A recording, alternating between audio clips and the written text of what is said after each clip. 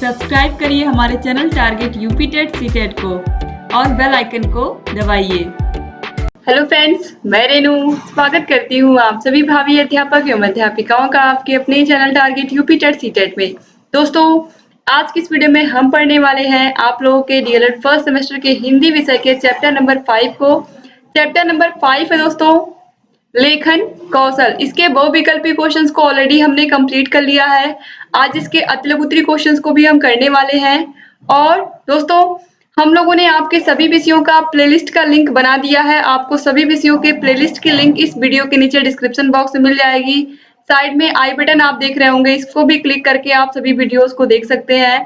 तो चलिए हम स्टार्ट करते हैं अतिलघुत्तरी क्वेश्चंस को। अतिलघुत्तरी क्वेश्चंस क्वेश्चन नंबर 28 से स्टार्ट है।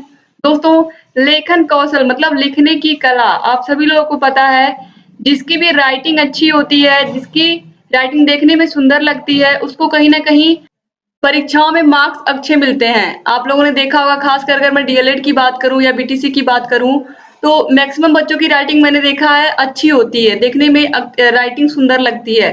और इस तरीके से दोस्तों, जो लेखन की सुंदरता होती है वो बहुत ज्यादा हमारे पर्सनैलिटी के बारे में भी बहुत कुछ बताती है। तो इसलिए भी सुंदर लिखना बहुत जरूरी है एक शिक्षक के लिए, क्योंकि अगर आप सही से सुंदर सुंदर नहीं लिखेंगे ब्लैक बोर्ड पर, तो बच्चे बहुत सारी चीजों को समझ ही नहीं पाएंगे कि आपने ब्लैक बोर्ड पर क्या लिख दिया है। तो बहुत जरूरी है कि आपको हर एक अक्षर को ध्यान से बनाना, हर एक शब्द को ध्यान से समझना, हर एक शब्द को, हर एक वाक्य को जब बच्चे अच्छे से समझेंगे तो आसानी से आपकी लिखी हुई चीजों को कॉपी पर भी उतार पाएंगे और समझ भी पाएंगे। तो बहुत जरूरी है एक शिक्षक के लिए सही और शुद्ध रूप से लिखना। दोस्तों, चलिए हम क्वेश्चन नंबर 28 से देखते हैं अतिलघुत्तरी क्वेश्चंस को। क्वेश्चन नंबर 28 है, श्रुतलेख का क्या उद्देश्य है। दोस्तों, श्रुतलेख का मतलब होता है सुन करके लिखना, यानी कि टीचर जो भी शब्द बोल रहे हैं, जो भी वाक्य बोल रहे हैं, उनको बच्चे सुन रहे हैं, उसके बाद लिख रहे हैं। तो इसे हम बोलते हैं श्रुतलेख, यानी कि सुन करके लिखना। तो दोस्तों, इसका जो उद्देश्य होता है, उद्देश्य यही होता है कि बच्चे सही से पहली बार तो कॉपी में लिखें, और जब जो गलतियां होंगी, जब टीचर देखेंगे, उनकी कॉपी चेक करेंगे इमला बोलने के बाद या फिर श्रुतलेख के बाद।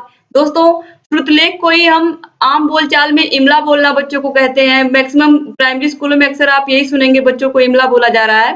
तो श्रुतलेख जो होता है या फिर इमला जो होता है, इसमें बच्चे जब सुन करके ध्यान से लिखते हैं, उसके बाद भी जो गलतियां वो कर देते हैं, तो उन्हीं गलतियों को टीचर सुधारते हैं। और इसका जो उद्देश्य होता है मुख्य रूप से कि बच्चे सही लिखें और लेखन में सुधार हो, यानी कि सुनकर शुद्धता से लिखना और लेखन में सुधार। तो यही प्रमुख चीजें होती हैं, तो आप याद रखिएगा।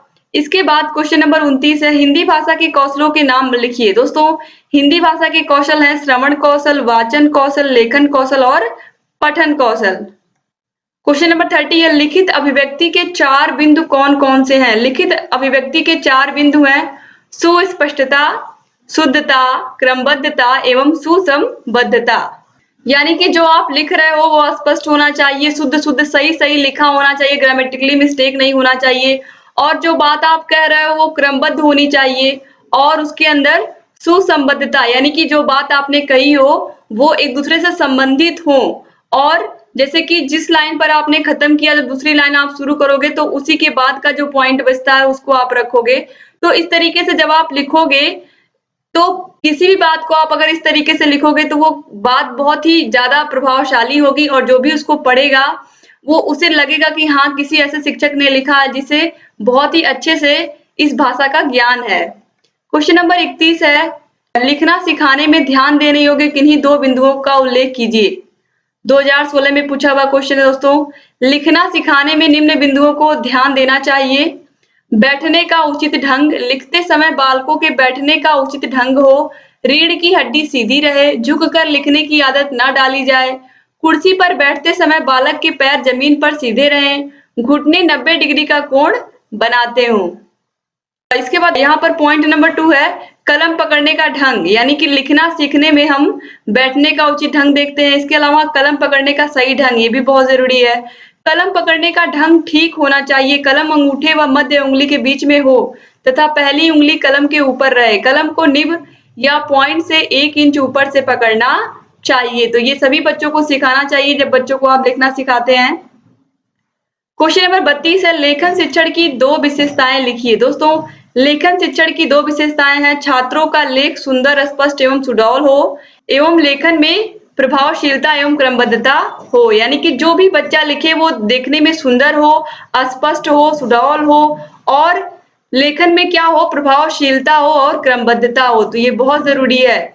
और यहाँ पर देखिए ये क्वेश्चन भी पूछा गया 2016 में। क्वेश्चन नंबर 33 है, लेखन कौशल किसे कहा जाता है। दोस्तों, जब हम अपने विचारों तथा भावों को लिखकर अभिव्यक्त करते हैं तो उसे हम लेखन कौशल या लिखित अभियोगिता कहते हैं। यानी कि अपने भावों को, अपने विचारों को अगर हम लिख करके प्रकट करते हैं तो वही क्या होगा, हमारा लेखन कौशल होगा। क्वेश्चन नंबर 34 है, लेखन कौशल की प्रमुख विधियां कौन कौन सी हैं।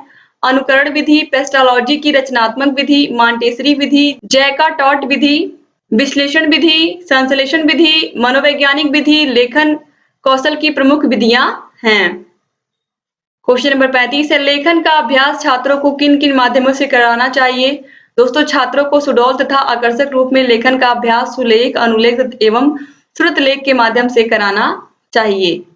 क्वेश्चन नंबर 36 है, सुलेख का अर्थ स्पष्ट कीजिए। दोस्तों, सुलेख का अर्थ होता है सुंदर लेख। लेखन में सुंदरता एवं आकर्षकता का होना महत्वपूर्ण माना जाता है। छात्रों की लिखावट अच्छी हो, इसके लिए प्रारंभ से ही छात्रों को लिखने का अभ्यास कराना चाहिए। यानी कि सुंदर लिखने को ही हम क्या कहते हैं, सुलेख कहते हैं। अगर बच्चा सुंदर सुंदर लिख रहा है तो वही क्या होगा, सुलेख होगा। क्वेश्चन नंबर 37 है दोस्तों, अनुलेख किसे कहते हैं। अनुलेख के अंतर्गत छात्र लेखन तथा अभ्यास सुलेख पुस्तिका में लिखे अक्षरों को देखकर करते हैं। यानी कि अनुलेख के अंतर्गत क्या होता है, छात्र लिखने का अभ्यास करते हैं सुलेख पुस्तिका में लिखे अक्षरों को देखकर।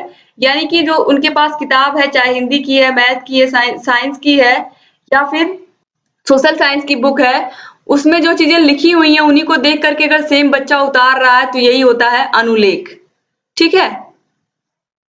क्वेश्चन नंबर 38 है, श्रुत लेख का अर्थ स्पष्ट कीजिए। श्रुत लेख का मतलब है सुनकर लिखना। आप सभी लोगों को पता है, इसमें अध्यापक बोलते जाते हैं तथा छात्र तेज गति से लिखते जाते हैं। जब बालक अनुलेख तथा प्रतिलेख में कुशलता प्राप्त कर लें तभी श्रुतलेख का अभ्यास कराना चाहिए। यानी कि पहले जब बच्चे अनुलेख और प्रतिलेख लिखना सीख लें, सुलेख लिखना सीख लें, तब बच्चों को श्रुतलेख बोलना चाहिए या फिर इमला बोलना चाहिए। क्वेश्चन नंबर 39 है, लेखन का अभ्यास कराते समय सामान्यतः किन बातों पर ध्यान देना चाहिए। दोस्तों, लेखन का अभ्यास कराते समय वर्णों के अनुपात, पाई, सिरोरेखा, मात्रा प्रयोग, उचित दूरी, अनुच्छेद विभाजन, उचित हाशिया, उचित गति आदि पर भी उचित रूप से ध्यान देना चाहिए। यानी कि जब भी बच्चे लिखे तो आपको ध्यान से देखना है वो मात्रा सही से लगा रहे हैं कि नहीं, वो सिरोरेखा सही से खींच रहे हैं कि नहीं, पूरा वर्ड लिखने के बाद कंप्लीट, उचित दूरी है कि नहीं शब्दों के बीच में, और इसके अलावा हाशिए का प्रयोग कर रहे हैं बच्चे की नहीं। जो बगल में लाइन होती है कॉपी में, अगर किसी किसी कॉपी में नहीं है तो लाइनिंग का ध्यान दे रहे हैं कि नहीं। अगर लाइन खिंची हुई है तो लाइन के इस साइड तो नहीं बच्चे लिखना शुरू कर दिए हैं, और उनकी गति कितनी है लिखने की, इन सभी बातों पर विशेष रूप से टीचर को ध्यान देना चाहिए। क्वेश्चन नंबर 40 है, हिंदी शिक्षण में वर्तनी का क्या तात्पर्य है। दोस्तों, वर्तनी से तात्पर्य अक्षरों को सुडौल तथा सुंदर लिखने से नहीं होता है, बल्कि वर्णों को शुद्ध एवं सही क्रम में लिखना होता है। शुद्ध वर्तनी का अर्थ मानक वर्तनी से होता है। यानी कि वर्तनी का मतलब जो अक्षर हैं वो सुंदर होने चाहिए और सही सही होने चाहिए और सही क्रम में लिखे होने चाहिए। क्वेश्चन नंबर 41 है, वर्तनी संबंधी अशुद्धियों को किस प्रकार दूर किया जा सकता है। दोस्तों, वर्तनी संबंधी अशुद्धियों को शुद्ध उच्चारण, लिपि संबंधी ज्ञान, पढ़ने के अवसर, शब्दकोश का प्रयोग, लिखित भाषा संशोधन, व्याकरण का ज्ञान, अनुस्वार, अनुनासिक और चंद्र बिंदु का स्पष्ट ज्ञान, अनुलेख, प्रतिलेख और श्रुतलेख के द्वारा शब्द पुस्तिकाएं यांत्रिक अभ्यास के माध्यम से दूर किया जा सकता है। क्वेश्चन नंबर 42 है, वाचन की प्रकृति स्पष्ट कीजिए। दोस्तों, वाचन वह प्रक्रिया है जिसमें प्रतीक, ध्वनि और अर्थ साथ साथ चलते हैं। कैथरीन ओकानर के अनुसार वाचन वह जटिल अधिगम प्रक्रिया है जिसमें दृश्य, श्रव्य एवं गतिवाही सर्किटों का मस्तिष्क के अधिगम केंद्र से संबंध निहित है। जीवन में वाचन का महत्व अधिक है, इसलिए विद्यालयों में इसको महत्व दिया जाता है। वाचन का मतलब है कि बोल बोल करके पढ़ना, या फिर अगर हम वाचन को डिफाइन करें तो वाचन दो प्रकार का होता है, मौन वाचन और सस्वर वाचन। तो सस्वर वाचन और मौन वाचन, सस्वर वाचन में जब टीचर पढ़ाते हैं तो जो टीचर पढ़ते हैं, जो पैराग्राफ या फिर ये कहें जो लाइन पढ़ते हैं उसी को बच्चे दोहराते हैं। तो ये सस्वर वाचन होता है और मौन वाचन में आप अपने मन में ही जो भी चीजें लिखी हुई हैं उनको पढ़ते हैं। दोस्तों ये क्वेश्चन भी 2015 में पूछा गया। इस तरीके से जितने भी अति लघु उत्तरीय क्वेश्चन थे आपके सभी कंप्लीट कर दिए मैंने, और इसी वीडियो के साथ आपका हिंदी विषय भी कंप्लीट होता है। हिंदी विषय का भी सुपर फास्ट रिवीजन कंप्लीट होता है। इस तरीके से आपके बाल विकास विषय, शिक्षण और इसके अलावा आपका हिंदी विषय भी अब कंप्लीट हो गया। उम्मीद करती हूँ कि वीडियो आपको अच्छा लगा होगा। इससे पहले की सभी वीडियोस की लिंक आपको डिस्क्रिप्शन बॉक्स में मिल जाएंगी और साइड में आई बटन पर भी क्लिक करके तो आप देख ही सकते हैं। तो इस तरीके से दोस्तों हमने पूरी कोशिश की है कि आपको अच्छे से अच्छा कंटेंट दें और अच्छे से अच्छा नॉलेज आप लोग को ऐसे ही देते रहें। दोस्तों आप लोग को अगर वीडियोस अच्छे लग रहे हैं तो दोस्तों प्लीज हमारे चैनल को जरूर सब्सक्राइब कर दीजिए और बगल में घंटी का भी निशान होगा उसको भी प्रेस कर दीजिए, ताकि हम जो भी नई वीडियोस बनाते हैं उसका नोटिफिकेशन आपके पास समय से पहुंच जाए और आप लगातार हमारे सभी वीडियोस को ऐसे ही देखते रहें। तो एक बार फिर से आप सभी का बहुत बहुत धन्यवाद दोस्तों। मिलते हैं नेक्स्ट वीडियो में, तब तक अपना ख्याल रखिएगा, अपने परिवार का ख्याल रखिएगा। जय हिंद दोस्तों।